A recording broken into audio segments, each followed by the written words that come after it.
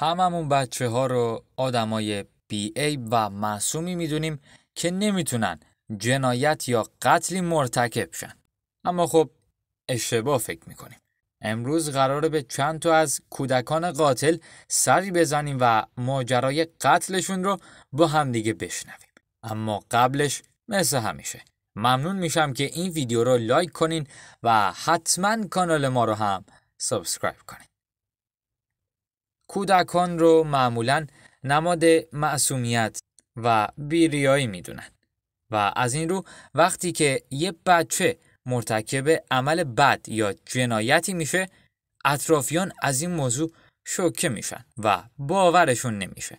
هرچند رسانه ها به شدت این موضوعات رو رصد میکنن، اما خب انسانه و از اولین روزی که به دنیا میاد خلق و خوی جنایت رو تو خودش داره.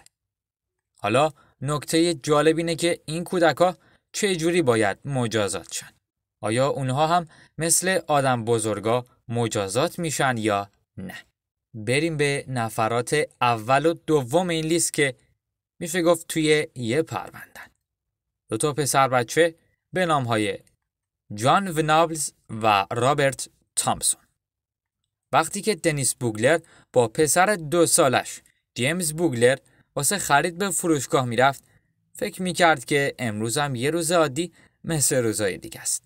اما اون روز تبدیل به سیاه ترین روز زندگی شد.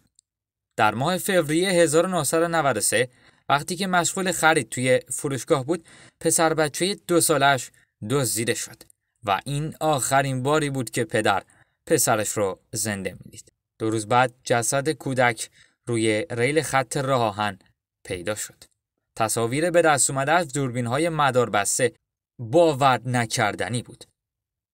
دوربینایی که نشون میداد در حالی که جیمز دستشو تو دستان رابرت 10 ساله قرار داده بود، از فروشگاه خارج شد. جسد کودک نشون میده که اون به شدت توسط این کودک 10 ساله و همدستش جان ونابلز شکنجه شده و جراحات بسیاری بهش وارد شده و در همین اثر هم جون خودش رو از دست داده. حتی پلیس ادعا کرد که ممکنه جیمز تحت آزار جنسی قرار گرفته باشه.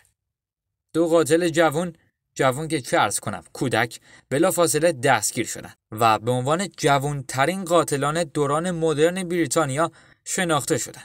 رکوردی که حتی همین الان هم شکسته نشده. به دلیل حساسیت این موضوع اونا تا سن 18 سالگی تو زندان نگه داشته شدن و حکمشون هم جالب بود.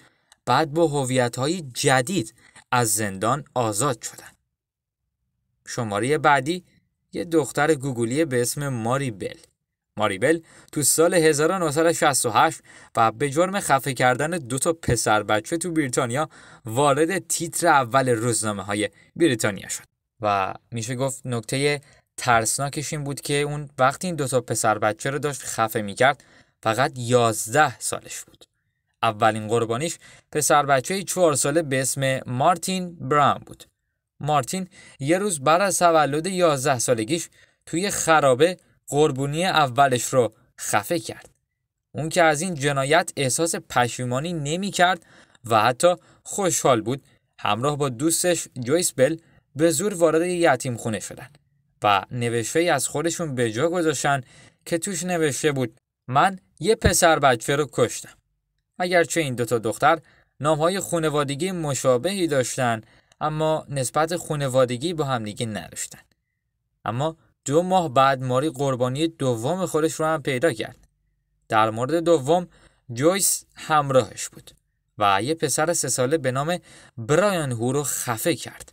جنازه پسرک بیچاره توی منطقه متروکه رها شد و ای کاش ماری هم رهاش میکرد. اون بعد چند روز دوباره برگشت و روی سینه مقتولش حرف ام رو حک کرد. اون با قیچی سینه پسرک بیچاره رو برش داد و حتی به جنازش هم رحم نکرد و حتی آلت تناسلی پسر بچه رو هم برید.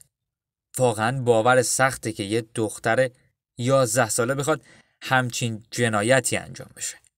بعد از دستگیری ماری تو سال 1968 به 12 سال زندان محکوم شد.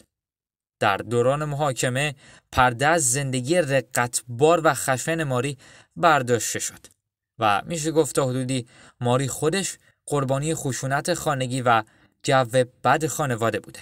مامانش یه جوون روسپی بوده که در گذشته بارها سعی کرده بود دخترش رو بکشه و پدرش هم یک دزد سابقه دار بود و همه اینا باعث شد تا ماری به یک قاتل بیرحم بدل شه. قبل از اینکه بریم سراغ مورد بعدی، حتما این ویدیو رو لایک کن و یادت نره که کانال ما رو هم سابسکرایب کنی. جاسمین ریچاردز. جاسمین یه دختر 13 ساله بود که با یه پسر 23 ساله به اسم جرمی استینگ آشنا شد. اونا بعد از مدتی با هم نامزد شدن.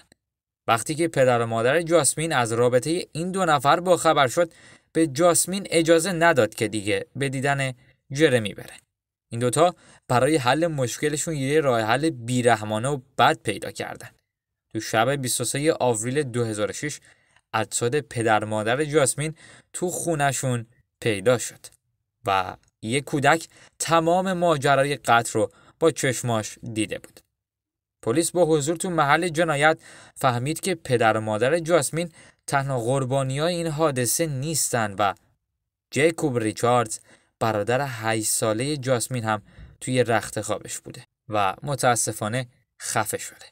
پلیس اول فکر میکرد که جاسمین توسط قاتلا دزدیده شده، اما مدت زیادی طول نکشید که مشخص شد جاسمین خودش تو این قتل‌ها دست داشته. فقط 3 روز بعد از ارتکاب این قتل، جرمی و جاسمین توسط پلیس دستگیر شدن و به همه چی اعتراف کردند. تو سال 2007 در برابر هیئت منصفه حاضر شدن و بعد از اعتراف به قتل خانواده‌اش به 10 سال زندان محکوم شد. نامزدش هم در سال 2008 محاکمه شد و به 25 سال زندان محکوم شد. شاید بپرسین که چرا نامزدش مدت بیشتری رو توی حبس موند؟ چون که سن قانونی داشت و در همه جای دنیا به این موضوع اهمیت داده میشه و حکم پسر یا دختری که از سن قانونی عبور نکرده با کسی که از سن قانونیش گذشته فرق داره. ممنون که تا انتهای این ویدیو همراه ما بودین. بهتون پیشنهاد میکنم پارت بعدی رو هم حتما تماشا کنین. قاتلای نوجوانی که با انجام جنایت‌های باور نکردنی دنیا رو تو بهت و حیرت فرو بردن. ممنونم که با سابسکرایب کردنتون از ما و فعالیت هامون حمایت میکنین. تا یه ویدیو جذاب دیگه، خدایا رو نگهدارتون.